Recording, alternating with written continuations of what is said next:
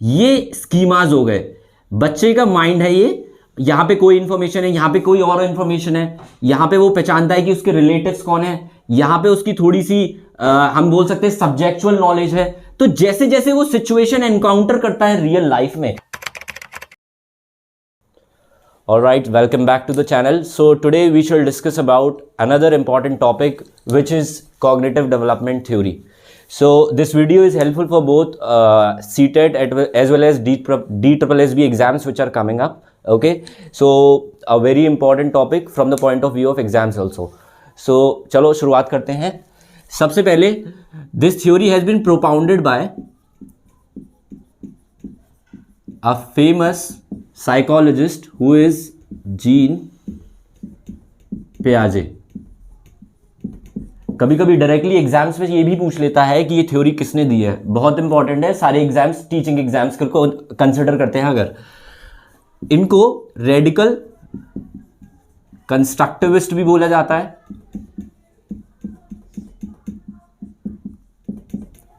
अब क्वेश्चन ये आता है कि रेडिकल कंस्ट्रक्टिविस्ट होता क्या है। तो जीन पियाजे ने ये बोला है कि बच्चे इंडिपेंडेंट कंस्ट्रक्शन ऑफ नॉलेज करेंगे खुद से। इन्होंने सोशल एस्पेक्ट को इग्नोर किया है, ये इंपॉर्टेंट है टॉपिक। सोशल एस्पेक्ट को इग्नोर किया है और बच्चे इंडिपेंडेंट कंस्ट्रक्शन करेंगे नॉलेज का with in their mind itself. तो ये इंपॉर्टेंट है। सेकंड ये पॉइंट आता है कि ये एक स्विस साइकोलॉजिस्ट है। पहले हम जान रहे हैं कि जीन पियाजे हैं कौन। तो ये एक रेडिकल कंस्ट्रक्टिविस्ट है। इसका मतलब इन्होंने ये ओपिनियन दिया है कि बच्चे नॉलेज का कंस्ट्रक्शन खुद से करेंगे। दूसरा ये है कि वो एक स्विस साइकोलॉजिस्ट है, he was born in Switzerland. Next ये है कि इन्होंने ये बोला है कि चिल्ड्रंस आर लिटिल साइंटिस्ट। ये कोड डाल के कभी कभी सीधे एग्जाम्स में पूछ लेता है। सीधे फैक्चुअली बात करूंगा, जो जो पॉइंट्स पूछे जाते हैं एग्जाम से इस थ्योरी से। चिल्ड्रंस आर लिटिल साइंटिस्ट, अभी मैंने बताया कि कंस्ट्रक्शन ऑफ नॉलेज कैसे होगा, खुद से। बच्चा खुद से करके सीखेगा। इसका मतलब पियाजे ने क्या इंसिस्ट करा है कि कंस्ट्रक्शन ऑफ नॉलेज खुद से करेगा, इसीलिए उन्होंने उनको साइंटिस्ट, लिटिल साइंटिस्ट टर्म दिया है। तो हम इससे ये पहचान सकते हैं कि बच्चे क्या है, एक एक्सप्लोरर, चीजों को एक्सप्लोर करने वाला खुद से। क्योंकि जब यंग बच्चों की बात करते हैं एज पर साइकोलॉजिस्ट पियाजे, तो उन्होंने ये बोला है कि बच्चे लिटिल साइंटिस्ट हैं। इसका मतलब वो खुद डिस्कवर करेंगे नॉलेज खुद से। They will discover the knowledge by themselves as well as दूसरा टर्म क्या हो जाएगा, वो एक एक्सप्लोरर हो जाएंगे। ठीक है, अब नेक्स्ट हम बात करते हैं इनके 4 फैक्टर्स की विच पियाजे गेव अबाउट दिस थ्योरी।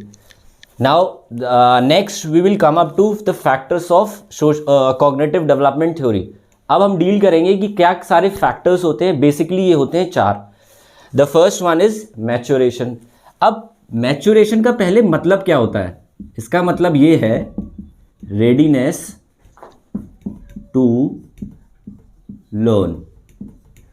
अब पियाजे ने क्या इंसिस्ट करा है, बायोलॉजिकल एबिलिटीज।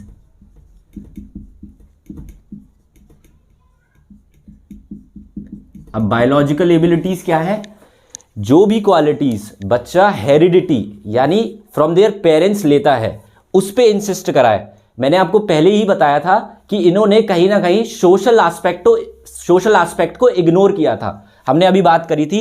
तो इन्होंने किस पे फोकस किया है फिर, बायोलॉजिकल एबिलिटीज। इसको हम हेरिडिटरी फैक्टर्स भी बोल सकते हैं। इसीलिए ये एक इंपॉर्टेंट फैक्टर बन जाता है even from the exam point of view. कभी कभी सारे फैक्टर्स दे देगा और उनमें से एक ऐसा फैक्टर दे देगा जो है।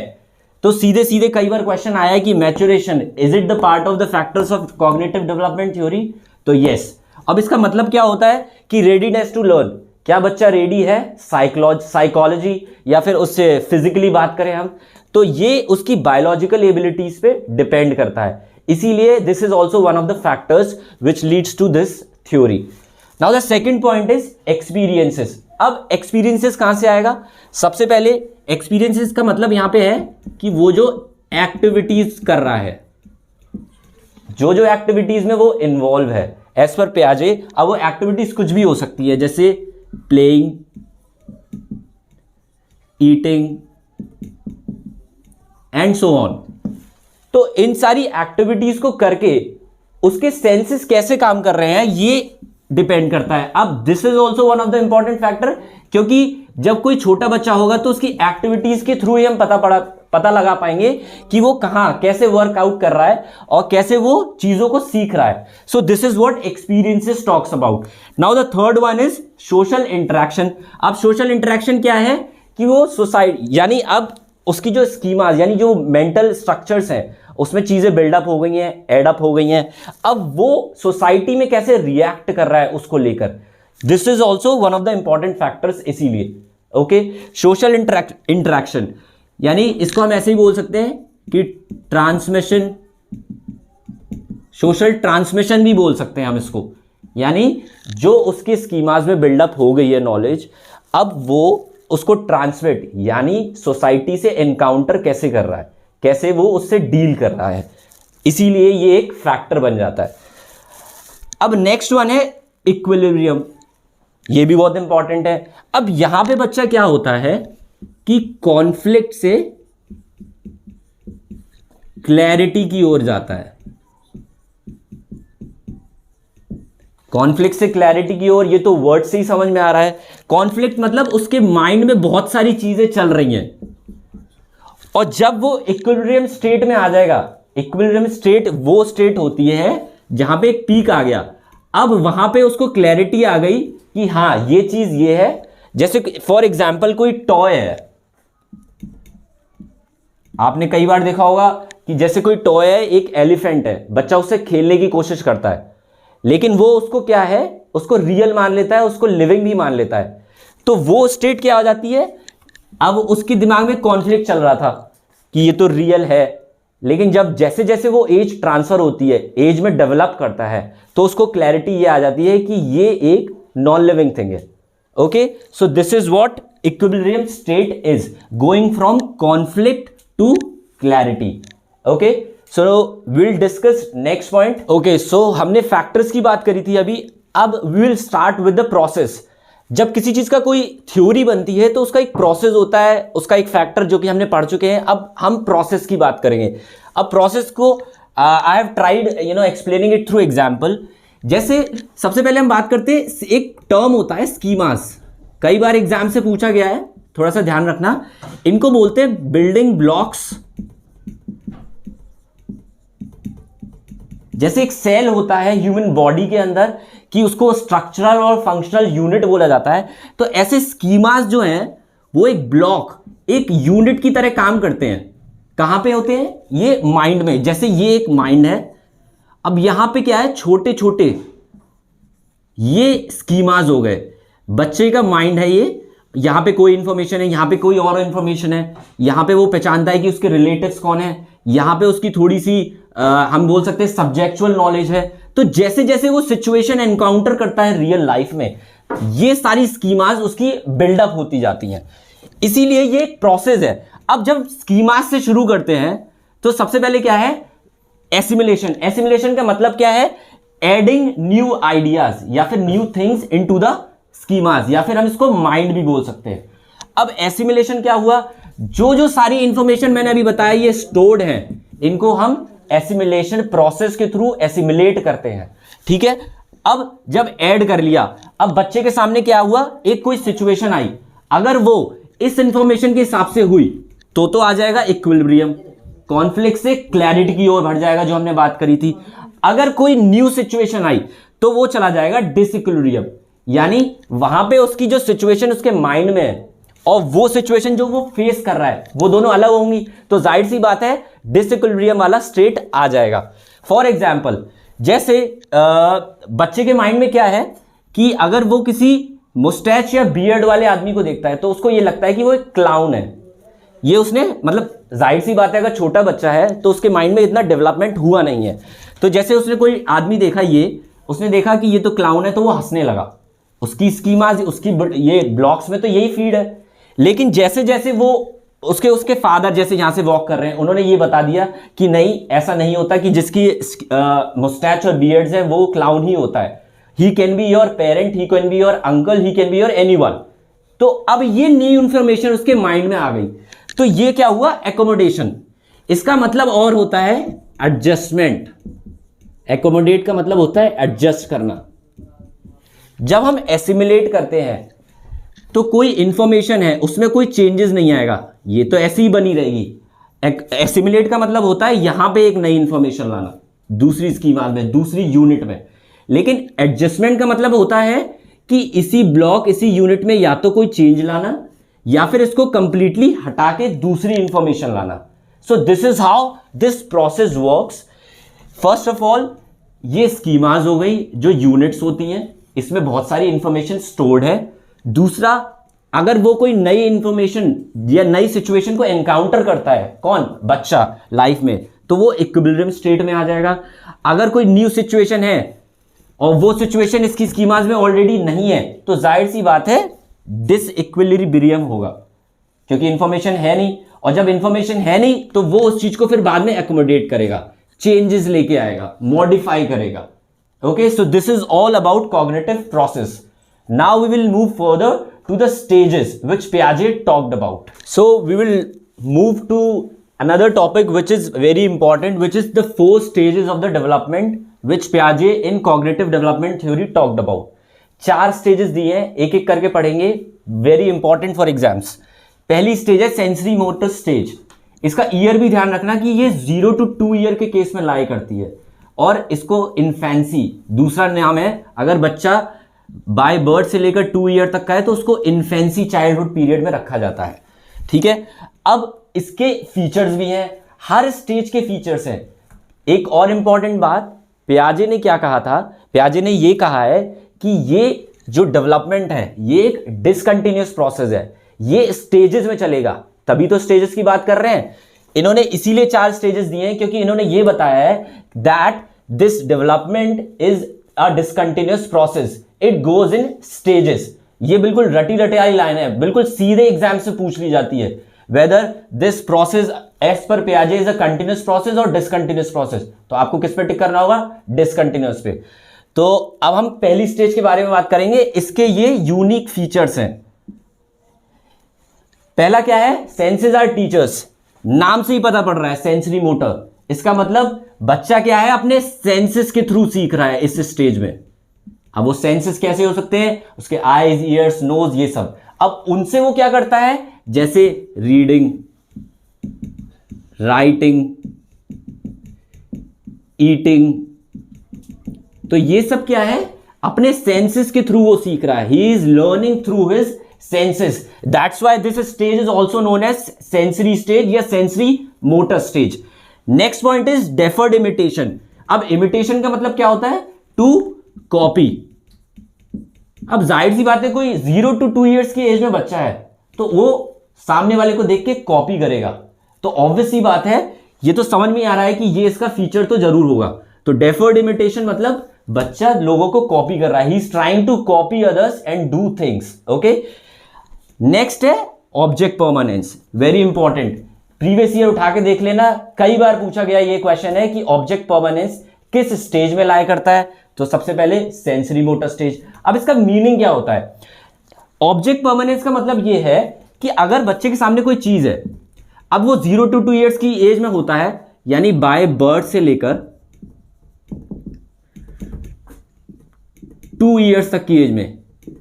अब कोई टॉय है, हम उसको बच्चे के सामने लेके आए और वो बच्चे के सामने से हटा दिया।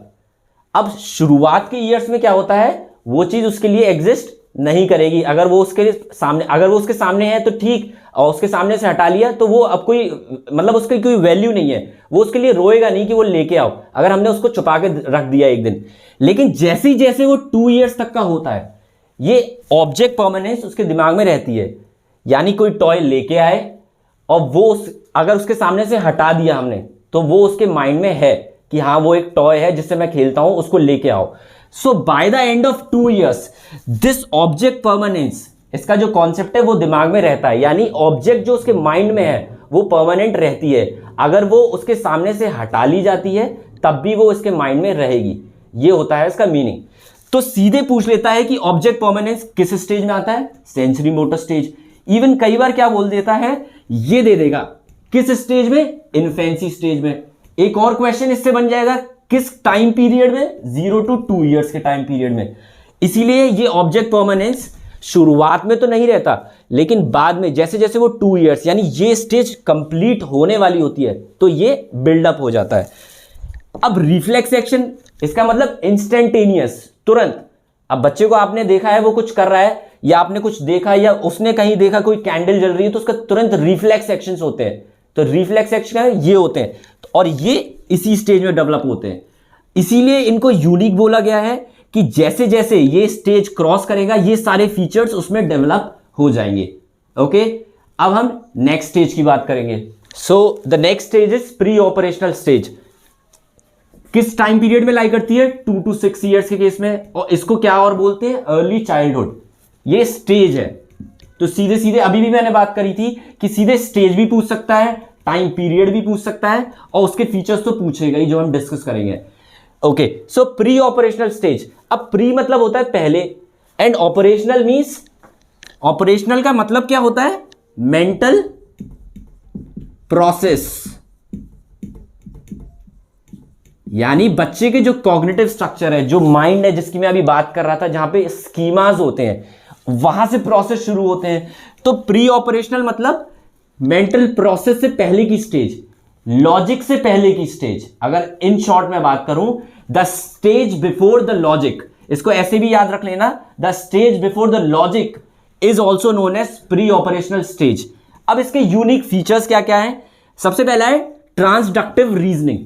अब ये क्या होता है, नया टर्म, इसका मतलब ये होता है, अब जाहिर सी बात है मैंने अभी ये बताया कि ये लॉजिक से पहले की स्टेज है, पर इसका मतलब ये नहीं है कि उसमें बिल्कुल भी लॉजिक नहीं बचा है, क्योंकि ये स्टेज बहुत इंपॉर्टेंट है लैंग्वेज को लेके। लैंग्वेज का डेवलपमेंट इस टाइम पीरियड में बच्चे का बहुत ज्यादा होता है। इसीलिए ट्रांसडक्टिव रीजनिंग, इसका मतलब थोड़ी बहुत रीजनिंग उसमें कहीं ना कहीं आ जाती है, क्योंकि लैंग्वेज का यूज हो रहा है, वोकैब का यूज कर रहा है वो, इसीलिए रीजनिंग ट्रांसडक्टिव रीजनिंग है। नेक्स्ट है इरिवर्सिबिलिटी।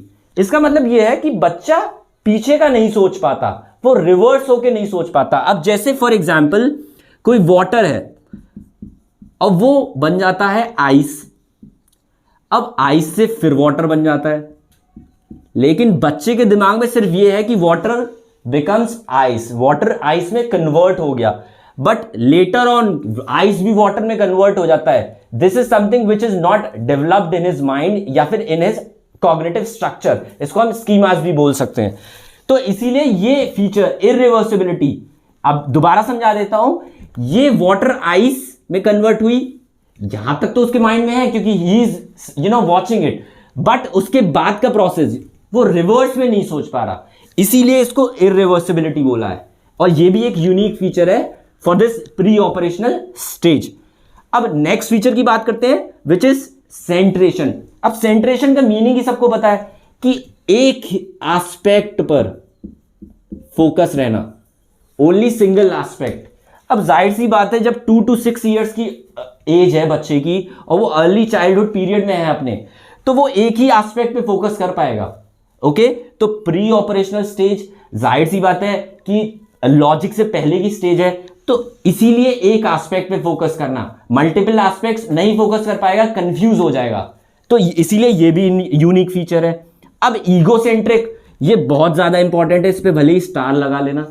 ईगोसेंट्रिक क्या बोलता है, बच्चे के हिसाब से सब कुछ होगा, यानी जो आई का कॉन्सेप्ट है, आई मतलब सिर्फ मैं, तो इस स्टेज में बच्चे को यह लगता है कि दुनिया या चीजें उसके आसपास उसी के हिसाब से चल रही हैं। हालांकि ऐसा रियल में नहीं होता, लेकिन ये आई का कॉन्सेप्ट उसमें बिल्डअप हो जाता है। इसीलिए पियाजे ने इसको क्या बोला है, ईगोसेंट्रिक। इसको ईगोसेंट्रिक स्पीच भी बोला है उन्होंने। कई बार क्वेश्चन भी आता है कि ईगोसेंट्रिक स्पीच की किसने बात करी है। The right answer would be gene पियाजे। पियाजे में कॉर्नर में यहां मेंशन कर देता हूं। तो ईगोसेंट्रिक स्पीच की स्पीच की किसने बात की है, जीन पियाजे ने, जिसकी हम थ्योरी पढ़ ही रहे हैं। अब इसका लास्ट फीचर है एनिमिज्म। इससे पहले भी मैंने बताया था बच्चा क्या करता है, नॉन लिविंग थिंग को लिविंग थिंग समझ लेता है। फॉर एग्जाम्पल कोई टॉय है, अभी मैंने बताया कि वो किसी एनिमल का है, तो वो क्या है, साउंड निकालता है उसकी, या पेरेंट्स उसको सिखाते हैं। तो एनिमिज्म का मतलब है to understand non living thing as a living thing, this is what animism is. Okay, so this features is developed in this pre operational stage.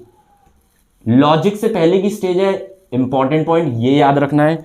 Egocentric speech इसमें आ जाती है, इसका मतलब आई का कॉन्सेप्ट, जो भी चीज आसपास हो रही है वो उसके हिसाब से हो रही है, उसे ऐसा लगता है, इसीलिए इसको ईगोसेंट्रिक बोला है। इरिवर्सिबिलिटी दोबारा समझा दूं कि वो बैक यानी पीछे नहीं सोच पाता, इसलिए इरिवर्सिबिलिटी। और ट्रांसडक्टिव रीजनिंग यानी थोड़ा बहुत लॉजिक उसमें है, वो भी इसीलिए क्योंकि इस स्टेज में, इस टाइम पीरियड में लैंग्वेज का डेवलपमेंट पीक पे रहता है, यहां लैंग्वेज का डेवलपमेंट ज्यादा रहता है। That is what pre operational stage is. Okay, now we will discuss about another stage, that is the third stage. All right, so the next stage is concrete operational stage. So before this stage we have talked about pre-operational stage. Now the next one is concrete operational stage. The time period again it's between 7 to 11 years old and it is also known as later childhood. Time period ये रहेगा, और करके ये लगा लेना क्योंकि ऐसे भी डायरेक्टली क्वेश्चंस पूछे जाते हैं।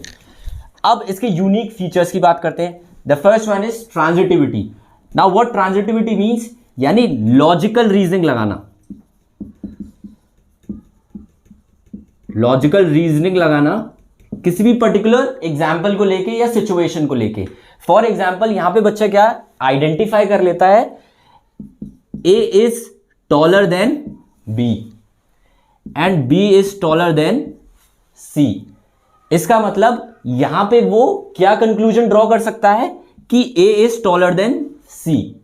That is what transitivity is. Logical reasoning, एक सीक्वेंस अगर उसको दे दिया जाता है तो he is able to find out, that is what transitivity means. और ये कब स्टेज में शुरू होता है, कॉन्क्रीट ऑपरेशनल। कॉन्क्रीट क्या होता है, अमूर्त, इन हिंदी वी कॉल इट अमूर्त, यानी चीजें रियल है, एब्सोल्यूट है। This is what concrete means. और अभी इससे पहले हमने बात करा था कि लॉजिक से पहले की स्टेज थी प्री ऑपरेशनल, तो यहां पे लॉजिक बिगिन होता है। इसको भी लिख सकते हैं, या पूछा जाता है कि कौन सी स्टेज से लॉजिक शुरू होता है। So the right answer is concrete operational stage, and concrete means something which is real या फिर absolute. Okay, next feature is reversibility. इससे पहले वाले में था इररिवर्सिबिलिटी, वेयर चाइल्ड पीछे यानी बैकवर्ड्स नहीं सोच पा रहा था कि आइस से वाटर हो गया या वाटर से आइस हो गया। यहां पे ऑपोजिट हो जाता है, क्योंकि ऑब्वियसली बात है लॉजिक बिल्डअप हो रहा है कॉन्क्रीट चीजों की टुवर्ड्स, इसीलिए वो रिवर्स में भी सोच सकता है। फॉर एग्जाम्पल जैसे 4 + 4 इज इक्वल्स टू 8। अब now he is able to think कि 8 - 4 इज ऑल्सो इक्वल्स टू 4। और उस केस में अगर हम आइस वाटर का भी एग्जाम्पल लें तो वहां पे वो सोच पा रहा है कि वाटर से आइस तो बन गया। और अब कॉन्क्रीट ऑपरेशनल स्टेज यानी 7 to 11 ईयर्स की एज में आके वो ये सोच पा रहा है कि आइस से भी वाटर फॉर्म हो सकता है, यानी वो रिवर्स सोच पा रहा है। So this is what reversibility means. Now the third one is decentration. इसी के ऑपोजिट प्री ऑपरेशनल में क्या था, centration, means he is able to focus on the single aspect only, whereas in case of concrete operational stage when he is in later childhood, decentration, focus on multiple aspects। कोई child है जैसे वो बहुत सारे aspects में सोच पा रहा है, ये तो हम एज से भी बता सकते हैं अगर आपको स्टेज भी नहीं पता। So if stage is given you can easily answer that decentration would exist। इसका मतलब he is able to think in multiple aspect और multiple situation। अब conservation क्या होता है, कई बार क्या होता है कि बच्चे को ये लगता है कि क्वांटिटी में चेंज आया है, जैसे ये कोई बड़ा ग्लास है और ये कोई छोटा कप है, वाइड है, लेकिन ये अब इसमें क्वांटिटी इक्वल रहेगी। इस स्टेज से पहले बच्चे को ये लगेगा कि ये ग्लास बड़ा है तो इसमें क्वांटिटी भी ज्यादा होगी, but this is not the case in case of concrete operational stage. जब वो इस टाइम पीरियड में या इस चाइल्डहुड इस स्टेज पे आ जाता है, ही इज एबल टू ये वाली फीचर, ये फीचर इसमें डेवलप हो जाती है। उसे पता है कि क्वांटिटी में कोई चेंज नहीं आएगा, अगर शेप साइज में डिफरेंस आता है तब भी। अगर इक्वल क्वांटिटी पुट करी गई है तो वो साइज पे ना जाके वो लॉजिक लगाएगा कि क्वांटिटी तो इक्वल है, तो वो कोई सा भी कप उठा के उसमें से milk he can drink it. This is what example is of conservation. अब क्लासिफिकेशन क्या होता है, वो किसी भी चीज को उसकी सिमिलैरिटीज के बेसिस पे आइडेंटिफाई कर सकता है। जैसे उसको 4 रबड़ दे दी गई, 4 पेंसिल दे दी गई, तो ही कैन इजीली, वो मिक्सअप नहीं करेगा चीजों को, उसको क्लासिफाई करने में वो उसको ये वाली फीचर्स उसमें डेवलप हो जाएगी। This is what classification is. Next one is seriation. अब सीरिएशन क्या होता है, जैसे कोई ऑब्जेक्ट है, असेंडिंग ऑर्डर में हम बात करें, 4 बॉल्स हैं, कोई छोटी बॉल है, कोई इससे बड़ी बॉल है, कोई इससे बड़ी बॉल है और सबसे बड़ी। सीरिएशन क्वालिटी डेवलप हो जाती है, इसका मतलब जो चाइल्ड है he is able to put all those 4 balls as per the size, या कोई भी order as per ascending order जैसे उससे बोला जाए। इसी को अगर डिसेंडिंग में बोलेंगे तो ऑब्वियस सी बात है ये रिवर्स हो जाएगा, पहले वो ये बॉल पुट करेगा, फिर वो ये और फिर ये। ठीक है, so these are the qualities which gets build up as per the stage. Every stage has its unique features, it has its unique time period, and this is what concrete operational stage is all about. Now we'll understand the last stage, which is the formal operational stage. All right, so the next stage and the final stage of this Jean Piaget's cognitive development theory is the formal operational stage. The time period lies above 12 years, and this stage is also known as adolescence period. We all know that. We'll start with the deductive reasoning as its first feature. Now formal operational, इससे पहले stage में हमने क्या बात करी थी, concrete operational means logic starts developing towards concrete things, मूर्त चीजें जो उसके सामने है, उसके चीजों उसके टुवर्ड्स क्या है, लॉजिक डेवलप होना शुरू हो जाता है। जैसे उसके सामने कोई टॉय है, उसके सामने कोई बॉय खड़ा है, so he is able to identify the things. अब फॉर्मल ऑपरेशन में क्या होता है, उसके सामने चीजें है नहीं, एब्स्ट्रैक्ट है, कोई फीलिंग है, कोई इमोशंस है, he is able to think and recognise it. तो इस स्टेज में क्या होता है, एब्स्ट्रैक्ट रीजनिंग या फिर एब्स्ट्रैक्ट चीजों के टुवर्ड्स उसकी थिंकिंग डेवलप हो जाती है। कॉन्क्रीट चीजों के टुवर्ड्स तो पहले ही हो गई, नाउ अब किसकी बारी है, एब्स्ट्रैक्ट जो उसके सामने नहीं है उसके लिए भी। तो पहला फीचर क्या बनता है, डिडक्टिव रीजनिंग। अब डिडक्टिव रीजनिंग क्या होता है साइकोलॉजी में, कि जनरल चीजों के लिए बच्चा स्पेसिफिक जाने लगता है। जैसे शुरुआत में हमने देखा है कि बच्चा जब रोता है, व्हेन अ चाइल्ड क्राइज, वो अपनी पूरी बॉडी का यूज करता है, बिकॉज ही डोंट नो कि क्राई करने पे कौन सा बॉडी पार्ट यूज होना है कि नहीं। लेटर ऑन जब वो इस टाइम पीरियड में आ जाता है, तब उसको क्या है, स्पेसिफिक चीजें बिल्डअप होती है कि जब वो रोता है तो सिर्फ वो रो रहा है, बाकी और भी कोई बॉडी पार्ट या हैंड या उसका कोई लेग मूवमेंट नहीं कर रहा है। तो जनरल से स्पेसिफिक की ओर जाता है child. This is what deductive reasoning is. Okay, the next point is hypothetico deductive reasoning. अब हाइपोथेटिको डिडक्टिव रीजनिंग मतलब कोई भी सिचुएशन में हाइपोथेसिस बिल्ड करना या फिर प्रिडिक्शन करना, ये क्वालिटी बिल्डअप हो जाती है एक 12 ईयर ओल्ड या फिर 12 अबव चाइल्ड में। इस फॉर्मल ऑपरेशनल स्टेज में हाइपोथेसिस डेवलपमेंट करना, इसका मतलब वो सोच पा रहा है कि अगर ये नहीं तो ये, that's what hypothesis means, right. और प्रिडिक्शन मतलब चीजों के बारे में सोचना कि ये हो सकता है या ये नहीं हो सकता, तो ये वाली रीजनिंग भी आ जाती है। डिडक्टिव रीजनिंग तो है ये कि वो जनरल चीजों के से क्या है, स्पेसिफिक की टुवर्ड्स बढ़ता है। जैसे रूल से उसको कोई रूल बता दिया, अब वो एग्जाम्पल्स खुद से ही फ्रेम कर सकता है। तो जनरल से स्पेसिफिक जाना और रूल से एग्जाम्पल की टुवर्ड्स जाना, दोनों बात एक ही है। तो ये डिडक्टिव रीजनिंग की बात हुई। और hypothetico, what happens in this case is he is able to predict things और हाइपोथेसिस एस्टैब्लिश कर सकता है वो। तो ये वाली क्वालिटी भी उसमें डेवलप हो जाती है। अब age of divergent and convergent thinking, बहुत इंपॉर्टेंट, बहुत इंपॉर्टेंट। हर केस में हर बार एग्जाम से पूछा जाता है कि what is divergent, what is convergent thinking. घुमा के भी पूछ सकता है इन फॉर्म ऑफ स्टेटमेंट, और सीधे सीधे वर्ड का मीनिंग भी पूछ सकता है। अब डाइवर्जेंट का मीनिंग ही क्या होता है कि कोई एक एस्पेक्ट है, ये कोई प्रॉब्लम है और इसके बच्चा क्या है, कई सारे सॉल्यूशंस निकाल रहा है, तो उसका माइंड कैसा हुआ? डाइवर्जेंट, यानी डाइवर्जेंट माइंड हुआ। एक प्रॉब्लम के मल्टीपल सॉल्यूशंस को अगर बच्चा अप्रोच कर पा रहा है, so this is what divergent thinking means. और इसी का ऑपोजिट क्या हो जाता है? कन्वर्जेंट, यानी एक ही प्रॉब्लम है और उसका एक वेल एस्टैब्लिश्ड आंसर उसने ढूंढ लिया, तो उसकी क्या थिंकिंग कैसी हुई? कन्वर्जेंट। कन्वर्जेंट मीन्स सुकड़ना होता है, तो एक ही कोई सॉल्यूशन है, वो उसने प्रॉब्लम का ढूंढ लिया। तो ये भी क्या है? फीचर्स है एक फॉर्मल ऑपरेशनल स्टेज में अगर बच्चा लाई करता है, convergent as well as divergent. Obviously बात है, अगर कोई एक पर्टिकुलर प्रॉब्लम के मल्टीपल सॉल्यूशंस वो लेके आ पा रहा है, इसका मतलब उसका माइंड भी कैसा हुआ? Creative. He is able to think in different aspect. Okay, तो ये हो गया डाइवर्जेंट थिंकिंग और ये हो गया कन्वर्जेंट, मींस एक एस्टैब्लिश्ड आंसर लाना या फिर मल्टीपल आंसर्स लाना किसी भी सिचुएशन, किसी भी प्रॉब्लम के। This is what formal operational stage is all about. So we have talked about the Piaget's cognitive development theory. I'll just recap quickly. We have talked about 4 stages. The first one is sensory motor stage, and the second one is pre-operational stage. The third one is concrete operational, while the last one, which is in front of you, is formal operational stage. So this is all about cognitive development theory of Piaget. Hope you have liked the video. Please share and subscribe. Thank you very much.